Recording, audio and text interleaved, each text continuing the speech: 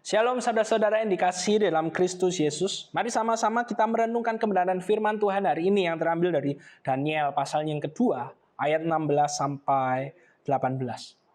Firman Tuhan berkata demikian. Maka Daniel menghadap raja dan meminta kepadanya supaya ia diberi waktu untuk memberitahukan makna itu kepada raja. Kemudian pulanglah Daniel dan memberitahukan hal itu kepada Hananya, Misael, dan Asaria, teman-temannya, dengan maksud supaya mereka memohon kasih sayang kepada Allah semesta langit mengenai rahasia itu, supaya Daniel dan teman-temannya jangan dilenyapkan bersama-sama orang-orang bijaksana yang lain di Babel.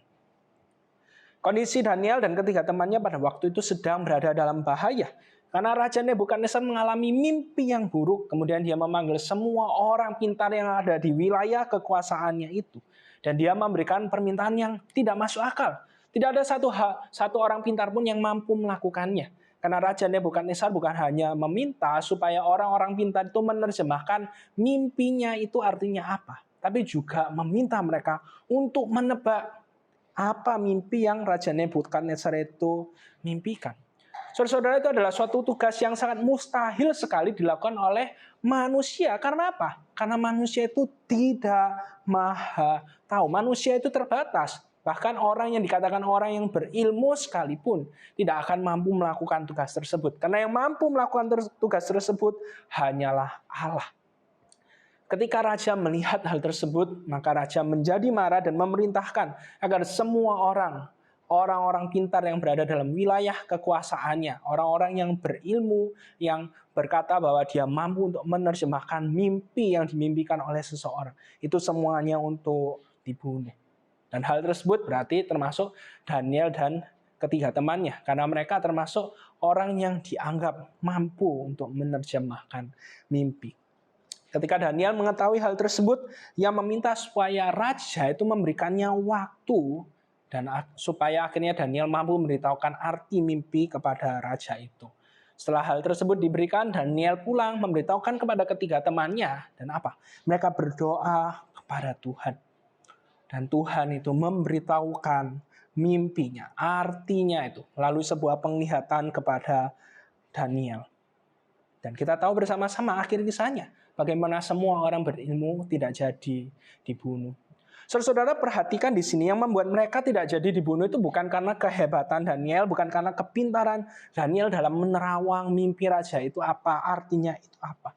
Tapi di sini kita bisa melihat tangan Allah yang berkuasa, Allah yang berdaulat, yang terus berada dalam kehidupan Daniel dan ketiga temannya. Dan kalau misalnya kita lihat dalam Daniel pasal yang kedua, ayat yang ke-47, ini yang menjadi pengakuan dari Raja Nebukadnezar. Dia berkata demikian, sesungguhnya Allahmu itu Allah yang mengatasi segala Allah dan yang berkuasa atas segala raja, yang menyingkapkan rahasia-rahasia, sebab engkau telah menyingkapkan rahasia itu.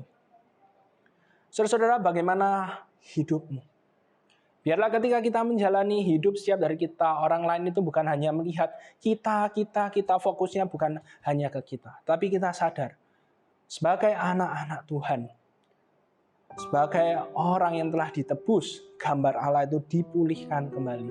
Kita sadar, melalui setiap apa yang kita katakan, kita lakukan, kita pikirkan, orang lain itu bisa melihat, wah, ada Allah yang hidup, Allah yang berkuasa, Allah yang kita sembah dalam Yesus Kristus.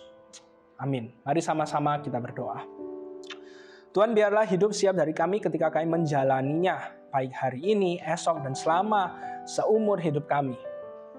Orang-orang itu bukan melihat siapa kami, tapi orang-orang di sekeliling kami bisa melihat siapa Allah yang kami sembah. Dalam nama Tuhan Yesus kami telah berdoa. Amin.